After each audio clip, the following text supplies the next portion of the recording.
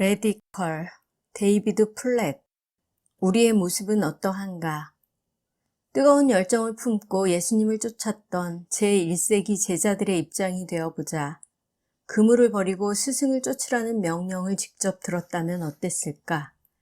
가족들과 작별 인사조차 나누지 못한다면 어떻게 반응하겠는가? 예수님의 제자가 되기 위해 가족들을 미워하고 가진 것을 모두 포기해야 한다면 어떤 기분이 들까? 여기가 바로 위험천만한 현실과 정면으로 충돌하는 지점이다. 예수님을 따르려면 그야말로 모든 것을 다 내려놓아야 한다. 세상에 둘도 없이 가까운 사람들마저도 미워하는 것처럼 보일 만큼 전폭적으로 주님을 사랑해야 한다. 그리스도는 전 재산을 다 정리해서 가난한 이들에게 나누어 주라고 명령하실 수 있는 분이다.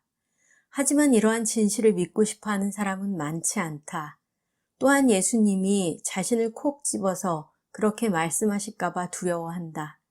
그래서 어떤 식으로든 합리화시킬 방도를 찾아 헤매게 된다. 정말 아버지를 장사 지내지 말라거나 식구들과 작별조차 하지 말라는 말씀은 아닐 거야. 소유를 다 팔아서 가난한 백성들의 필요를 채워주라는 가르침을 곧이곧대로 해석해서는 안 돼. 이 말씀의 속뜻은 이쯤에 이르게 되면 브레이크를 밟아야 한다. 기독교의 참뜻을 다시 정의하려는 조짐이 나타나기 시작했기 때문이다. 계속하게 되면 성경이 말하는 예수를 왜곡해서 편안하게 받아들일 수 있는 이상한 예수를 만들려는 아슬아슬한 유혹에 넘어갈 수 있기 때문이다. 그 예수는 잘 사는 국가, 중산층의 기호에 딱 들어맞는 멋진 예수다. 물질주의에 대해 거부감이 없으며 뭘 팔아서 누굴 주라는 따위의 요구는 죽었다 깨어나도 하지 않는 예수다. 가장 가까운 가족들을 외면하라는 억지도 부리지 않아서 대중의 열렬한 사랑을 한 몸에 받을 수 있는 예수다. 안전지대를 넘어가지 않는 허울뿐인 헌신에도 개의치 않고 누구나 있는 모습 그대로 사랑하는 예수다. 수지타산을 정확하게 맞추며 위태로운 극단을 애돌아가길 원하는, 쉽게 말해서 위험이란 위험은 다 피하기를 바라는 예수다. 세속적인 욕망과 야심을 추구하는 그리스도인들에게 안락한 삶과 번영을 가져다 주는 예수다. 하지만 지금 무슨 짓을 하고 있는지 아는가? 예수님을 자신이 만든 틀에 억지로 끼워 맞추고 있는 것이다. 주님은 어느새 익숙하고 편안한 이웃과 흡사한 존재가 되어가고 있다. 오늘날 그리스도인이 당면한 가장 큰 위험은 예배당에 모여서 두 손을 높이 들고 찬양하지만 실제로는 성경이 가르치는 예수님을 경배하는 것이 아니라는 것이다. 많은 이들이 그리스도가 아닌 자기 자신을 경배하고 있다. 2,300만 달러와 5,000달러. 나치가 득세했던 사회에서 그리스도를 따르기 위해 몸부림쳤던 독일의 신학자 디트리히 본헤퍼는 20세기를 대표하는 위대한 책에서 그리스도인이라면 너나 없이 경험하게 되는 첫 번째 부르심은 세상을 향한 집착을 버리라는 명령이라고 말하고 있다. 그의 글을 한마디로 함축하면 그리스도는 와서 죽으라고 부르신다 쯤이 되지 않을까? 지은이도 그런 점을 감안해서 책에 나를 따르라는 제목을 붙였을 것이다. 복음서에 나타난 예수님 말씀에 입각해서 생각하면 제자가 되기 위해서는 막대한 값을 치러야 한다는 사실을 인정하지 않을 수 없다. 하지만 그 값이 아무리 크다 한들 제자가 되기를 거부하는 데 따르는 대가에 비하면 세 발의 피가 아닐까 싶다. 그리스도인이 자기를 부인하는 신앙을 외면하고 자기중심적인 신앙에 집착하는 세상에서 그리스도를 모르는 이들이 감당해야 할 손실은 참으로 엄청나다. 그리스도인들이 하나님 나라를 선포하는 일에 삶을 들이는 대신 세상에서 개인적인 욕심과 야망을 실현하는데 평생을 바치는 바람에 문자 그대로 수십억 인구가 복음을 듣지 못한 채 흑암 속에서 허덕이고 있다. 브룩힐즈 교회의 담임 목사로 부임하기 불과 몇 달 전 나는 인도의 하이데라바드 시내 한복판에 우뚝 솟은 꼭대기에 서 있었다. 도시 전체가 한눈에 내려다 보이는 정상부에는 힌두교 사원들이 자리 잡고 있었다. 나무로 만든 신상들을 등지고 섰는데도 그 앞에 바친 제물들의 냄새가 코를 찔렀다. 참배객들이 얼마나 많은지 말 그대로 발 디딜 틈이 없을 지경이었다. 동서남북 어느 쪽으로 돌아서든지 시내를 오가는 수많은 인파가 눈에 들어왔다. 가슴이 답답했다. 이렇게 어마어마한 인구가 복음을 전혀 듣지 못한 채 살아가고 있다니. 그리스도가 온 인류를 위해 희생제물이 되셨다는 사실을 아무도 알려주지 않은 탓에 이들은 아침 저녁으로 헛된 신들에게 제물을 바친다. 하루하루 예수 없이 살다가 또한 예수 없이 죽어가고 있는 것이다. 산 위에 머무는 내내 하나님은 내 심령을 단단히 사로잡으셨다. 정신 차려라 라는 음성이 뇌리를 떠나지 않았다. 정신을 바짝 차려라. 세상에는 월드컵이나 퇴직연금보다 훨씬 더 중요한 것이 많다는 사실을 잊지 말아야 한다. 한눈을 팔지 말아라. 지금 온 힘을 기울이고 있는 피상적이고 무의미한 전투들과는 생판 다른 기필코 뛰어들어야 할 싸움다운 싸움이 있다는 것을 기억해야 한다. 눈을 똑바로 떠라. 예수 그리스도라는 이름을 들어보지도 못한 채 영원한 사망에 이르는 이들이 수없이 많다는 사실을 명심해라. 그리스도인들이 제자의 삶을 살지 못한 결과로 그리스도를 모르는 이들이 이루 말할 수 없이 큰 값을 지불하고 있다. 그리스도인들이 자신의 소유를 가난한 자들과 나누라는 예수님의 명령을 무시하고 더 안락한 환경과 더 큰 집, 더 멋진 차, 더 많은 물질의 자원을 쏟아 부은 탓에 어떤 결과가 왔는지 생각해보라. 그리고 교회라는 이름으로 한데 뭉쳐서 더 근사한 건물들과 더 널찍한 주차장, 더 푹신한 의자, 끼리끼리 즐길 만한 프로그램을 마련하는데 수백만 달러를 낭비하는 동안 교회 밖의 사람들이 어떤 대가를 치르게 됐는지 돌아보라. 우리가 풍요를 만끽하고 있는 사이 구름처럼 많은 이들이 문 밖에 밀려난 채 육적으로나 영적으로 굶주리고 있는 것이 지금의 현실이다. 2004년 처음으로 아프리카 수단 방문을 준비했던 때가 생각난다. 현지에서는 아직 전쟁이 한창이었다. 수단 서부 다르푸르 지역의 참상이 수시로 신문 헤드라인에 오르내리기 시작하던 참이었다. 출발을 2달쯤 앞두고 있을 무렵 어느 교단에서 발행하는 신문이 우편으로 배달되어 왔다. 2개의 헤드라인이 일면을 장식하고 있었다. 편집자가 일부러 2 기사를 나란히 배치했는지 아니면 몹시 피곤한 나머지 실수로 주 제목이 한 면에 들어가게 되었는지는 알 수 없다. 아무튼 왼편에는 제1교회 신축 예배당 봉헌 총 공사비 2,300만 달러란 제목 아래 장문의 기사가 이어졌다. 교회가 엄청난 헌금을 투자해서 새로운 건물을 완공한 것을 축하하고 칭찬하는 내용 일색이었다. 아름다운 대리석과 정교한 디자인, 장엄한 스테인드 글라스에 이르기까지 화려한 예배당의 모습을 자세하게 설명하고 있었다. 오른편에 교단 차원에서 수단 난민에게 지원 결정이라는 자그마한 기사가 실렸다. 때마침 여행 준비를 하고 있던 터라 관심이 갈 수밖에 없었다. 서부 수단에서만 무려 35만 명의 난민이 영양실조로 죽어가고 있으며 상당수는 그 해를 넘기지 못하고 사망할 것으로 보인다는 소식이었다.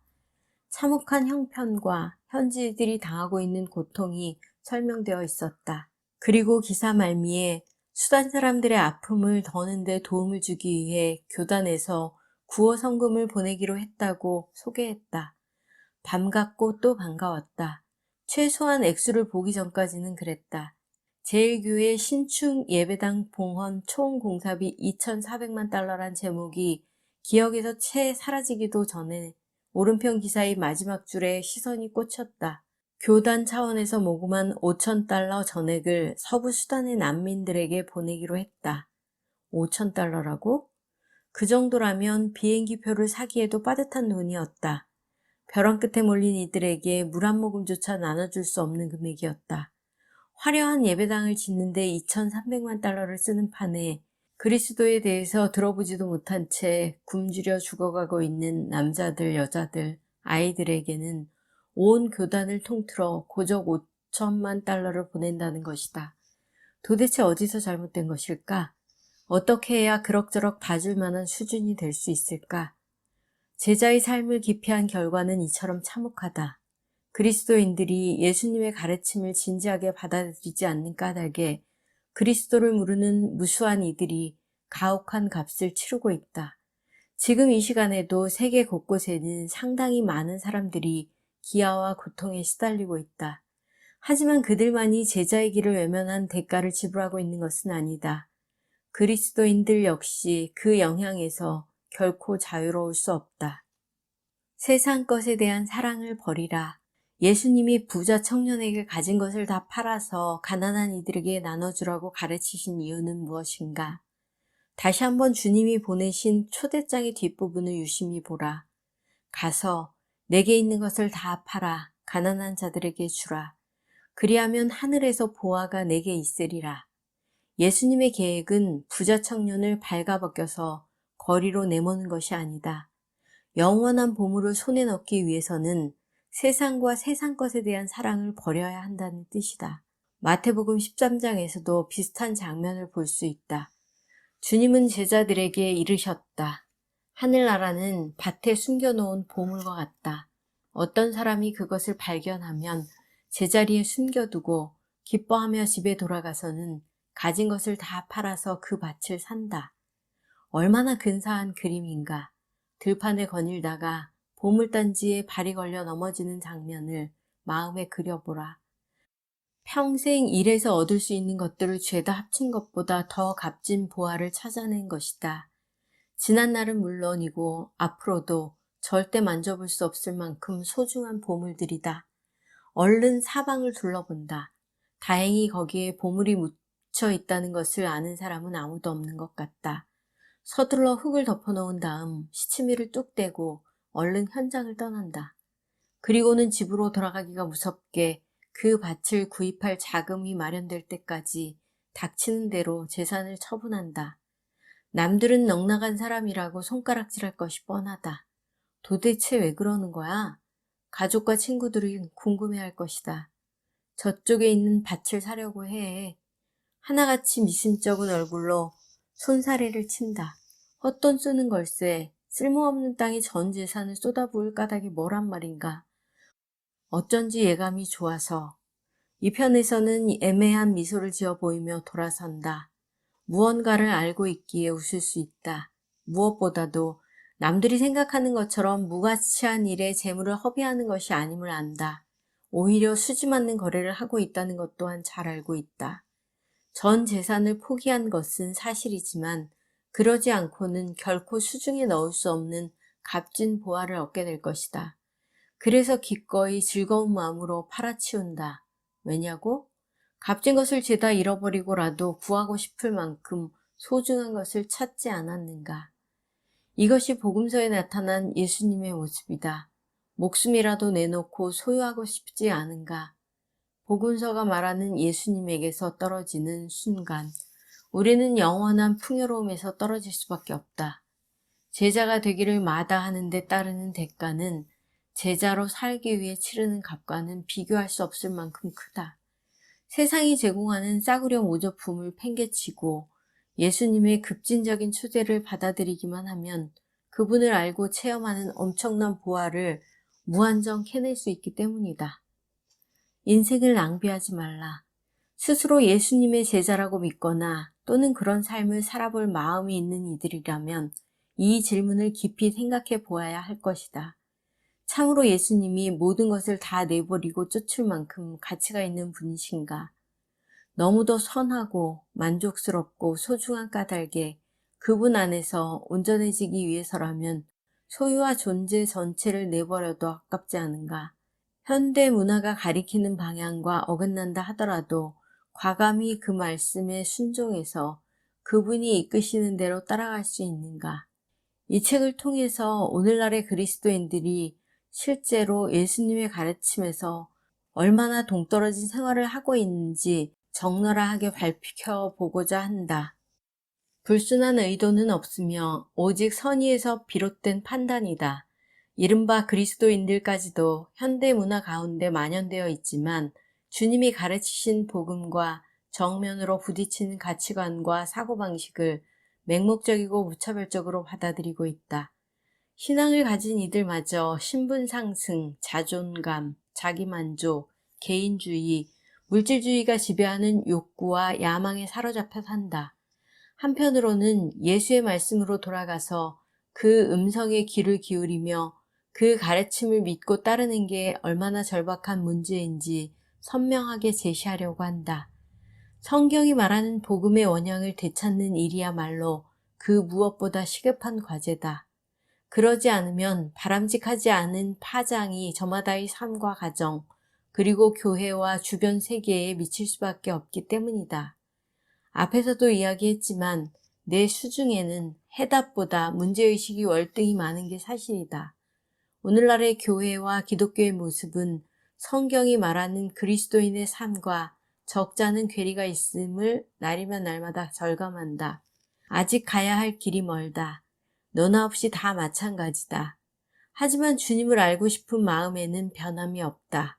그분을 온 몸으로 체험하고 싶다. 가진 것이라고는 오직 예수 그리스도뿐인 아시아 지하 교회의 형제자매들처럼 주님 한 분만으로 행복해하는 삶을 살 수 있다면 더 바랄 것이 없다. 예수님을 위해 죽음도 마다하지 않는 이들 틈에 끼기를 원한다. 아직 그리스도의 간에 들어본 적 없는 10억 인구를 위해 분연히 일어서고 싶다. 굶주림으로 또는 얼마든지 예방할 수 있는 질병으로 날마다 2만 6천 명씩 죽어나가는 어린이들을 위해 모든 것을 걸고 싶다. 현대 문화 속에서 영향력을 상실하고 나날이 벼랑 끝으로 밀려나고 있는 교회를 위해 모험에 나서고 싶다. 내 삶과 가족 그리고 주변의 여러 사람들을 위해 열정을 불사르고 싶다. 나만 이런 마음을 품은 것은 아니다. 우리 교회의 믿음의 가족들 가운데도 나와 뜻을 함께하는 이들이 속속 나타나고 있다. 부유한 의사들은 집을 팔아 가난한 이들을 돕거나 의료 자원이 절실한 이들을 찾아 해외로 나갔다. 성공한 기업가들은 운영하던 회사를 통해 상처 입은 이들을 지원하고 있다. 젊은 부부는 복음을 온몸으로 실천하기 위해 변두리 빈민가로 집을 옮겼다. 수많은 노인들과 가정주부, 대학생, 10대들이 예수님을 위해 모든 것을 단단하게 포기하는 쪽으로 삶의 목표를 수정해가는 중이다. 앞으로 이들의 사연도 자세히 소개할 작정이다. 그렇다고 이들이 특별한 인간이라는 것은 아니다. 다만 세속적 욕망과 야심에 이끌리는 보통 사람들도 급진적인 신앙인으로 변화될 수 있음을 보여주는 증거일 따름이다. 자, 당신은 이 대열에 합류하고 싶지 않은가? 하지만 이 여정을 가기로 결심하기 위해서는 전제 조건이 있다. 내가 초소형 교회 지도자인 예수님을 쫓으려고 안간힘 쓰는 초대형 담임 목사라는 사실을 깨달았을 때 가졌던 두 가지 결정적인 질문을 여러분 자신에게 던져보기를 바란다. 첫째로, 처음부터 마음을 단단히 먹고 예수님이 말씀하시는 것을 무엇이든 믿기로 헌신할 필요가 있다. 주님 앞에서 일단 말씀해 보세요. 들어보고 괜찮겠다 싶으면 따르겠습니다. 라고 말하는 것은 한없이 어리석은 짓이다.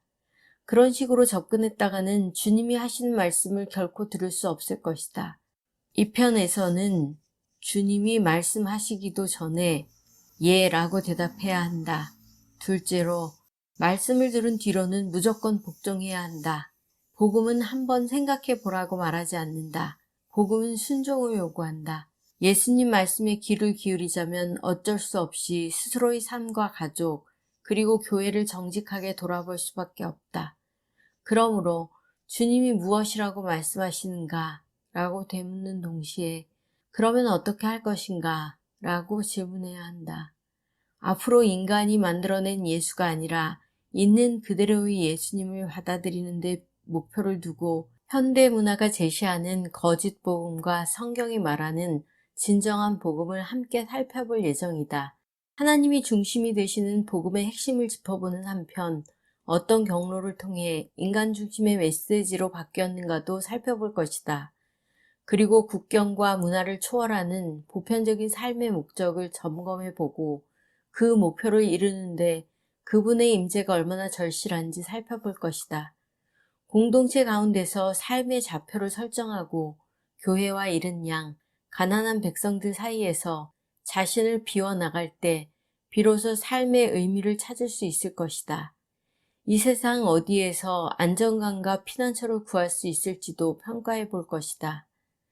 부디 이 글을 읽는 동안 모든 이들이 급진적인 모험으로 초대하시어 거기에 상응하는 상급을 약속하시는 은혜롭고 사랑이 많으신 구세주를 위해 손에 쥔 모든 것들을 단호하고도 무조건적으로 내려놓음으로써 낭비 없는 인생을 살기로 결심하게 되기를 바란다.